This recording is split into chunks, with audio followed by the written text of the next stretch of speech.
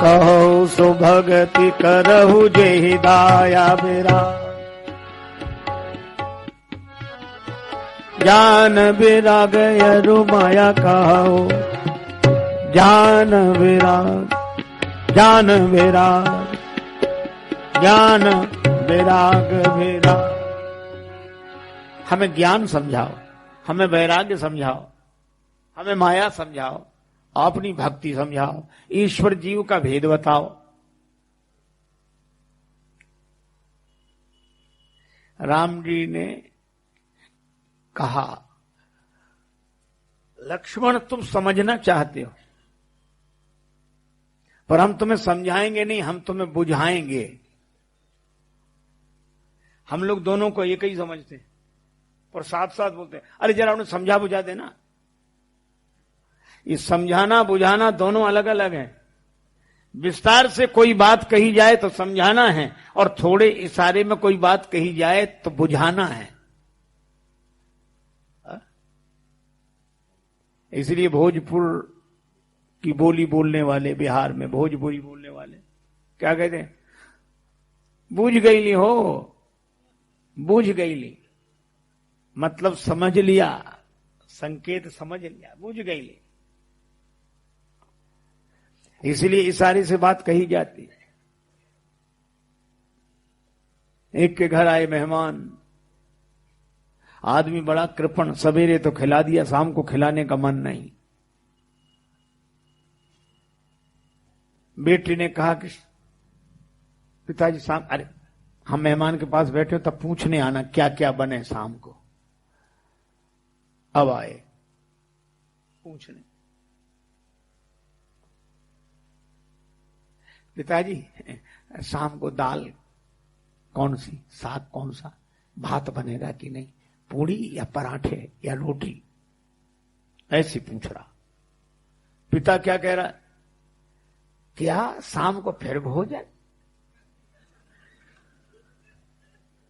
थोड़ी देर पहले मेहमान के साथ तो किया था हमने भोजन, हम कोई राक्षस है जो शाम को भी भोजन करें। मेहमान से पूछ लो मन हो तो, मतलब मेहमान भोजन करे तो राक्षस। मेहमान भी समझ गए, हम भी नहीं करेंगे साहब। लेकिन कई बार समझाने वालों की बड़ी उल्टी पड़ती है, वो इनसे भी गजब के होते हैं। एक के घर आया मेहमान, वापस न जाए। पति बड़ा परेशान, पत्नी से बोला कि मेहमान जाते ही नहीं है, क्या बताएं, हम कह नहीं सकते और ये जाने की सोचता ही नहीं है। पत्नी बोली, और खिलाओ पिलाओ, स्वागत सत्कार करो, वो काहे को जाएगा, यहीं रहेगा। देखो मजाक मत करो, आए हुए व्यक्ति को खिलाना पिलाना तो पड़ता ही है। लेकिन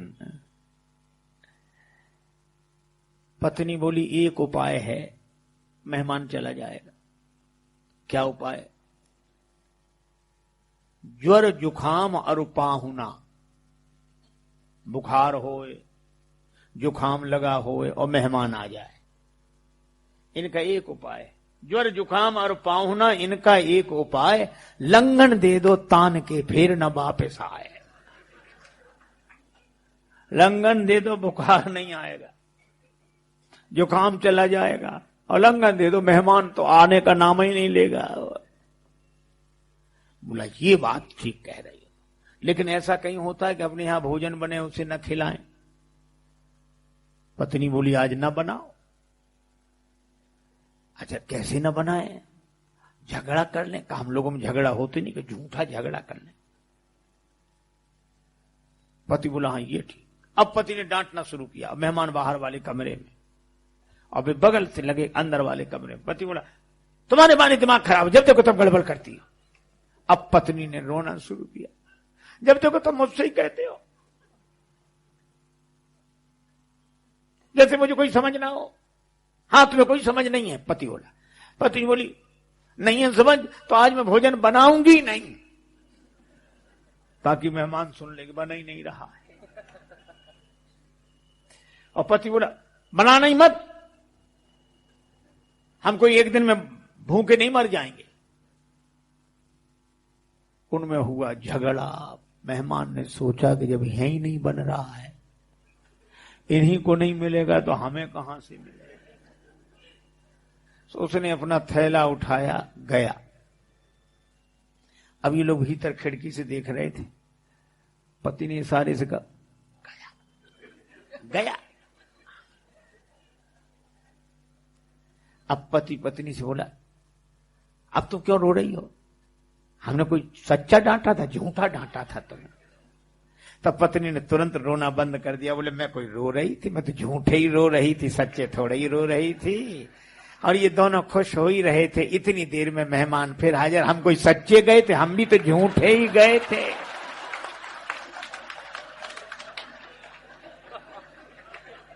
कई बार बड़ी कठिनाई होती।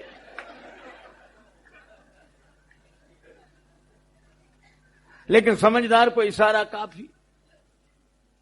राम जी ने कहा, लक्ष्मण हम थोड़े में बुझाएंगे क्योंकि तुम समझदार हो। और भगवान ने क्या किया? लक्ष्मण जी ने पूछा, पहले ज्ञान बताओ, वैराग्य बताओ। भगवान बोले, पहले माया सुनो।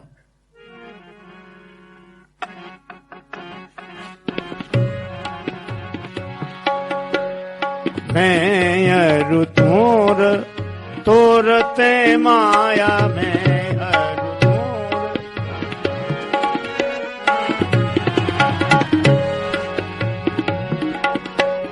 मैं अरु मोर तोरते माया में अरु मोर।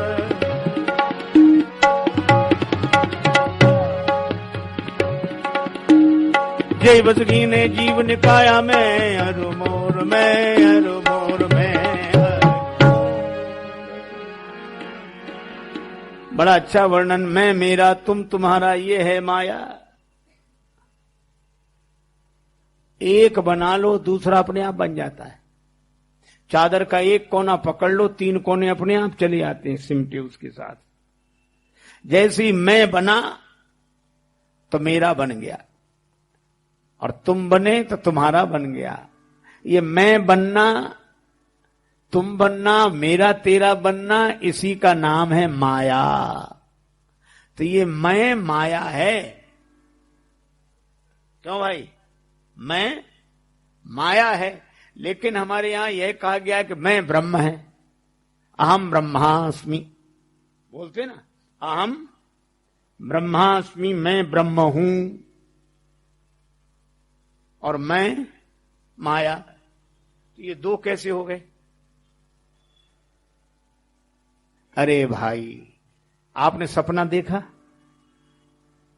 हमने कोई बहुत गंभीर प्रश्न नहीं पूछा। सपना तो सबको ही दिखता है। और सपने में आपने अपने को देखा? आज तक किसी आदमी ने ऐसा सपना नहीं देखा होगा जिसने सपने में अपने को न देखा हो। तो आप सपने में दिखे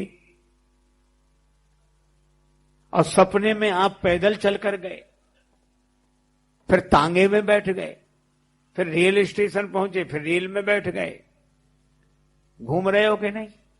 अच्छा, अगर आप घूम रहे हो तो ये पलंग पे पड़ा कौन है चित्त?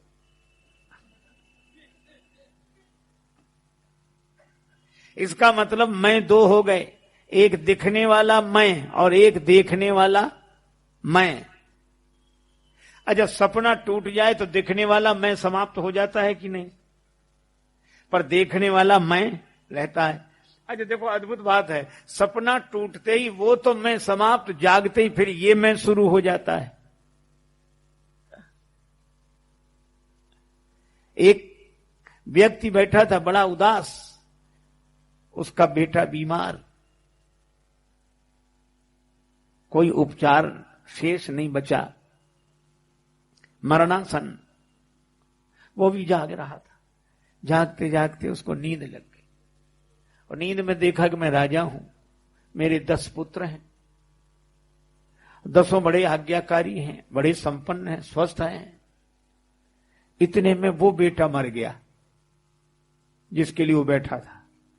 तो लोग रोए तो उसकी भी नींद खुल गई, पर वो रोया नहीं। किसी ने कहा तुम तो इतना प्रेम करते थे, रोए क्यों नहीं? उसने कहा मैं यही सोच रहा हूं कि मैं 10 के लिए रोऊं कि 1 के लिए रोऊं। आप विचार करो, 1 और 10 बेटे हैं और दूसरी ओर 1 बेटा है। इसका अर्थ है कि जो सपने का सच है वो जागृत का सच नहीं है, और जो जागृत का सत्य है वो स्वप्न का सत्य नहीं है। तो न सपने में दिखने वाला मैं सत्य है, न जागृत अवस्था में दिखने वाला मैं सत्य है, पर दोनों को देखने वाला मैं सत्य है। ये दोनों माया है। श्री चित्रकूट धाम के एक बड़े सिद्ध महापुरुष थे, वो कहा करते थे, देखो देखो देखने वाले को देखो, और देखने वाला एक है। भगवान कहते हैं बाकी ये जितने मैं, मेरा, तुम, तुम्हारा, ये सब माया है। लक्ष्मण जी बोले, अच्छा अच्छा प्रभु, आपने माया पहले क्यों समझाई, ज्ञान क्यों नहीं समझाया? बोले, अजीब बात करते हो। कोई कहे कि हमें सूर्य के बारे में बताओ, रात के बारे में बताओ, तो सूर्य के बारे में बता दोगे तो रात कैसे समझाओगे? सूर्योदय के बाद तो रात दिखती नहीं है। लेकिन रात पहले समझ लो ताकि बाद में ज्ञान का सूर्योदय हो। अज्ञान की रात्रि पहले समझ लो। तो भगवान ने माया समझाई, फिर ज्ञान। ज्ञानी कौन? देखई ब्रह्म समान सब माही, जो स्वयं ब्रह्म भाव में स्थिर ऐसा हो जाए कि सर्वत्र उसे एक ही दिखाई पड़े। बस 2 नयनों का यही विवेक कि यह भी देख और वह भी देख, और देखत देखत ऐसा देख मिट जाए दुविधा, रह जाए एक, केवल एक। ये ज्ञान की स्थिति। और वैराग्य, वैराग्यवान वह है जो तृण के समान 3 गुणों का त्याग कर सके। अच्छा महाराज, ईश्वर जीव का भेद श्री तुलसीदास जी ने ऐसा उत्तर दिया कि शायद कहीं मिले। भगवान के श्रीमुख का वाक्य है। देखो, ईश्वर जीव ही भेद प्रभु सकल कहु समुझाए। कुछ लोग त्रैतवाद मानते हैं, कुछ लोग द्वैतवाद मानते हैं, कुछ लोग अद्वैतवाद मानते हैं। पर इतना बढ़िया उत्तर दिया कि एक ही वाक्य में तीनों का पता, त्रैत, द्वैत, अद्वैत। त्रैत कहां का? ईश्वर जीव ही भेद प्रभु।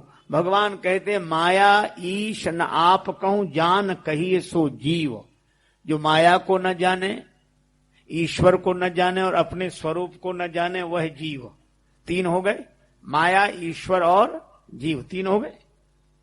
अब द्वैतवाद, माया ईश और आप कहूं न जाने सो जीव। जो मायापति परमात्मा को और अपने को न जाने वो जीव, द्वैत हुआ, 2 हैं। और अद्वैत कहां का? माया ईश न आप कहूं जान कही सो जीव। जो अपने को ब्रह्म नहीं जानता वही जीव है। तो त्रैत, द्वैत, अद्वैत। धन्य है तुलसीदास जी, वे मान्य महामति मानव थे, सब जाति लगी उनको कुलसी। तुलसी दल में दल ही दल हैं, पर दूर रहे दल से तुलसी। सबकी बात कह दी। अच्छा, सबकी क्या कह दी? बात तो एक ही है, शैली अलग अलग अलग। अच्छा, आप ऐसे सोचो, एक होता धर्मात्मा, एक होता भक्त, एक होता है ज्ञानी। अब जरा सबकी शैली सुनना। एक आदमी ने जो मकान बना देखा, लकड़ी के सामान देखे, वो कहने लगा एक बात है, क्या? यहां जितना सामान मकान में लगा है सब लकड़ी का है। वो कह रहा है मकान में लगा हुआ जो सामान है, खिड़की, जंगले, किवाड़, रोशनदान, सब लकड़ी का है। दूसरा बोला नहीं नहीं, सब में लकड़ी है। और तीसरा बोला नहीं, सब लकड़ी है। पहला सब लकड़ी का है, दूसरा सब में लकड़ी है, तीसरा सब लकड़ी है। तो अलग अलग बातें लग रही हैं, लेकिन बात एक ही है। इसी तरह धर्मात्मा कहता है कि सब परमात्मा का है, भक्त कहता है सब में परमात्मा है, और ज्ञानी कहता है कि सब परमात्मा है। तो बात तो एक ही है, अलग अलग दृष्टिकोण है, अलग अलग अनुभूतियां हैं। भगवान ने ऐसे ही उत्तर दिया और बाद में कहा कि जिससे मैं बहुत जल्दी प्रसन्न होता हूं। इन सब वाद विवादों को समझ लो, जान लो, लेकिन मुझे प्रसन्न करने का एक ही उपाय है। जाते बेगी द्रवों में भाई,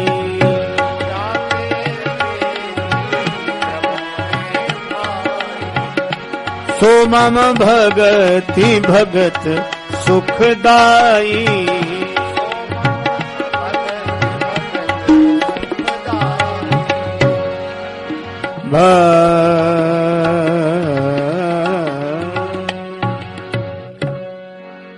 जिससे मैं शीघ्र प्रसन्न होता हूं वो है मेरी भक्ति, मेरा भजन, मेरा स्मरण। भगवान ने ऐसे समझाया। ज्ञान, वैराग्य,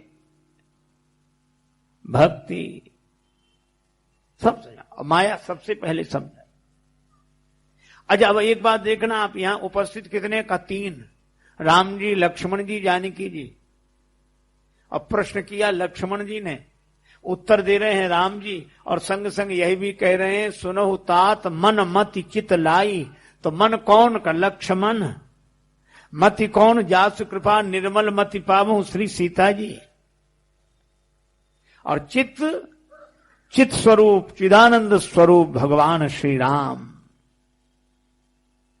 तो अपने मन को, अपनी मति को, अपने चित्त को हमेशा समझाते रहो।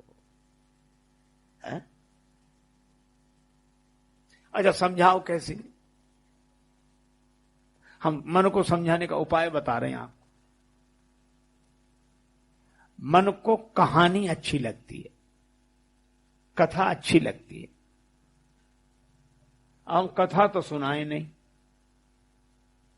आप ऐसे समझो कि लोहे को गर्म तो करें नहीं, और हथौड़ी की चोट, मुड़ेगा नहीं, टूट भले ही जाए, एक तरफ हथौड़ी गिरेगी और वो फिर भी नहीं मुड़ेगा।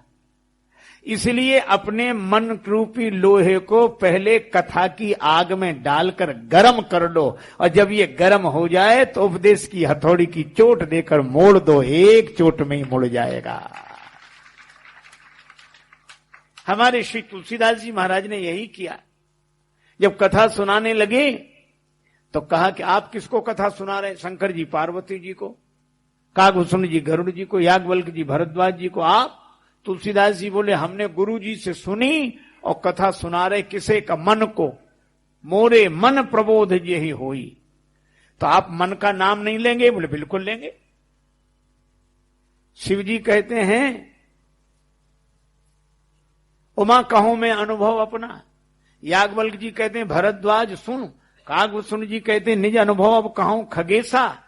तो तुलसीदास जी कहते हैं पाई न कही गति पतित पावन राम भज सुन सठ मना।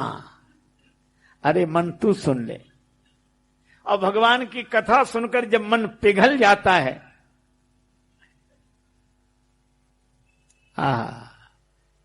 तो तुलसीदास जी तुरंत उपदेश की हथौड़ी की चोट देते हैं।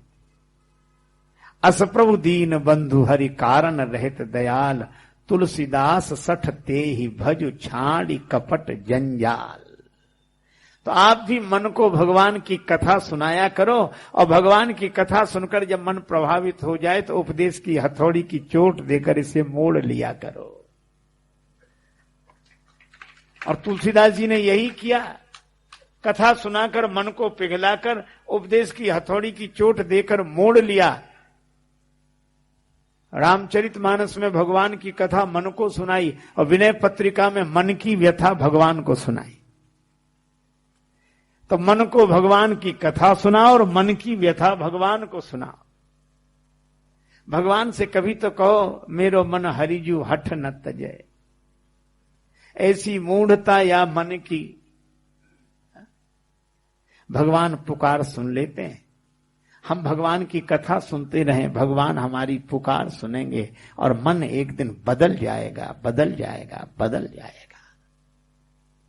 भगवान की भक्ति, भगवान की कथा सुनकर इतना बढ़िया सत्संग हुआ कि क्या कहना, अद्भुत। लेकिन जैसे ही सत्संग पूरा हुआ उसके बाद लिखा क्या, सूपनखा रावण की बहनी, सूपनखा रावण की बहनी, सूपनखा सूपनखा रावण की बहनी सूपनखा।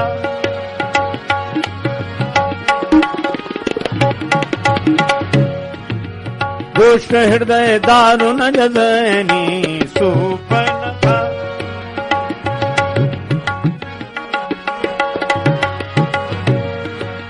सूपनखा रावण की बहनी सूपनखा, सूपनखा सूपनखा।